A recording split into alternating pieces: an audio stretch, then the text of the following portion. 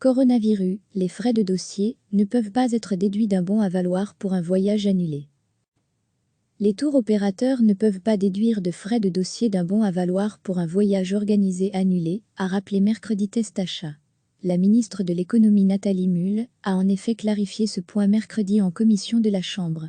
Au moment d'émettre le bon à valoir, certains tours opérateurs se permettent d'en déduire divers montants, comme des frais de dossier ou d'assurance, selon l'association de consommateurs. La ministre a rappelé que ne pouvaient être déduits du montant du voucher que les frais extra exposés par le consommateur auprès de tiers.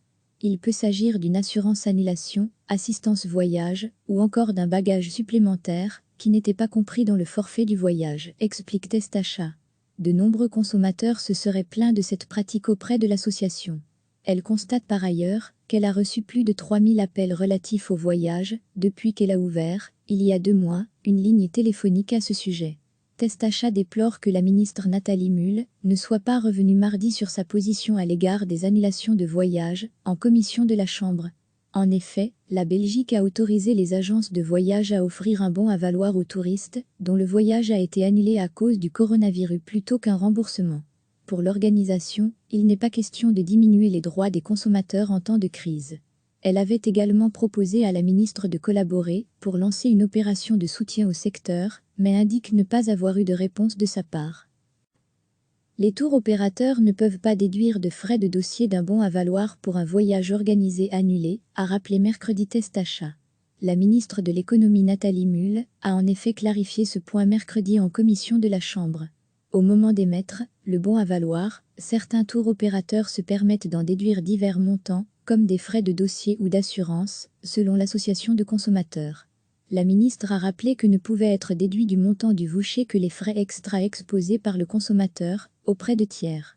Il peut s'agir d'une assurance annulation, assistance voyage, ou encore d'un bagage supplémentaire, qui n'était pas compris dans le forfait du voyage, explique Testacha. De nombreux consommateurs se seraient plaints de cette pratique auprès de l'association.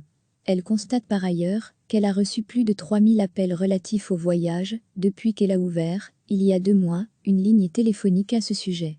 Testacha déplore que la ministre Nathalie Mühl ne soit pas revenue mardi sur sa position à l'égard des annulations de voyage en commission de la Chambre.